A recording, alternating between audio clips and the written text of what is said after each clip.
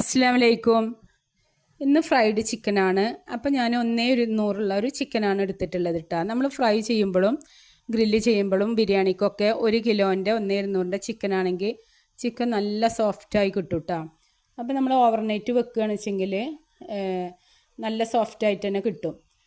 അപ്പോൾ നന്നായി വരിഞ്ഞ് കൊടുത്തതിന് ശേഷം 2 ടേബിൾ സ്പൂൺ മുളക് പൊടി, 1/4 ടീസ്പൂൺ മഞ്ഞൾപ്പൊടി, 1/4 ടീസ്പൂൺ ഗരം മസാല, അതേപോലെ തന്നെ ഉപ്പ്, ആവശ്യത്തിന് ഉപ്പ്, ഒരു 1/4 കപ്പ് ഓയിൽ ഒഴിച്ച് കൊടുത്തിട്ടുണ്ട്, 1/4 കപ്പ് തൈര്, പുളിയില്ലാത്ത തൈരാണെങ്കിൽ 2 ടേബിൾ സ്പൂൺ.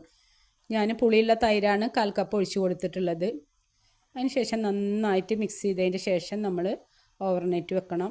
അതിന് ശേഷമാണ് ഞാൻ എയർ ഫ്രയറിൽ വെച്ച് കൊടുക്കുന്നത്. നമുക്ക് പാനിൽ വെക്കുകയാണെന്ന് വിചാരിച്ചാൽ ബ്രഷ് കൊണ്ട് കുറച്ച് എണ്ണ ഒഴിച്ച് കൊടുത്തിട്ട്, ഇതിൽ ഓയിലുണ്ടല്ലോ, അപ്പോൾ നമ്മൾ കൂടുതൽ ഓയിൽ ഒഴിച്ച് കൊടുക്കേണ്ട ആവശ്യമില്ല. എന്നിട്ട് ഒരു ലോ ഫ്ലെയിമിൽ ഇട്ടിട്ട് തിരിച്ചു മറിച്ചിട്ടിട്ട് വേവിച്ച് കൊടുത്താൽ നന്നായി വെന്ത് കിട്ടിട്ടാ നല്ല സോഫ്റ്റ് ആവും ചെയ്യും. കാരണം നമ്മൾ തലേ ദിവസം തന്നെ ഓവർനൈറ്റ് വെച്ച ചിക്കനാണല്ലോ എടുത്ത് ഫ്രൈ ചെയ്യണത്.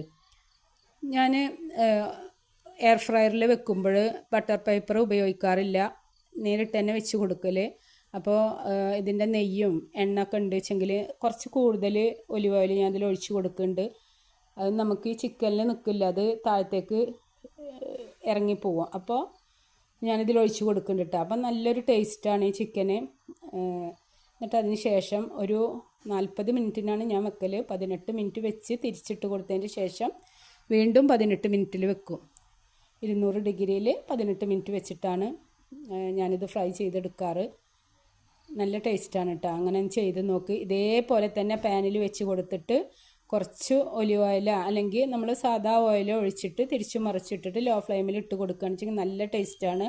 ഇതിൽ ഇഞ്ചി, വെളുത്തുള്ളി, പച്ചമുളകൊന്നും ഉപയോഗിക്കരുത് കേട്ടോ.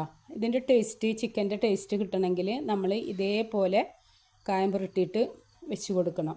ഇതാണ് കേട്ടോ ഏറ്റവും ടേസ്റ്റ്. ഇഞ്ചി, പച്ചമുളക്, വെളുത്തുള്ളി പേസ്റ്റൊക്കെ ആണെങ്കിൽ വേറൊരു ടേസ്റ്റാണ് കിട്ടുന്നത്. ഇതിന് വേറൊരു ടേസ്റ്റാണ്. നിങ്ങൾ ഇതുപോലെ ചെയ്തിട്ട് കമൻറ്റ് പറയണം, ലൈക്ക് ചെയ്യണം, സബ്സ്ക്രൈബ് ചെയ്യണം, ഷെയർ ചെയ്യണം കേട്ടോ. അസ്സലാമു അലൈക്കും.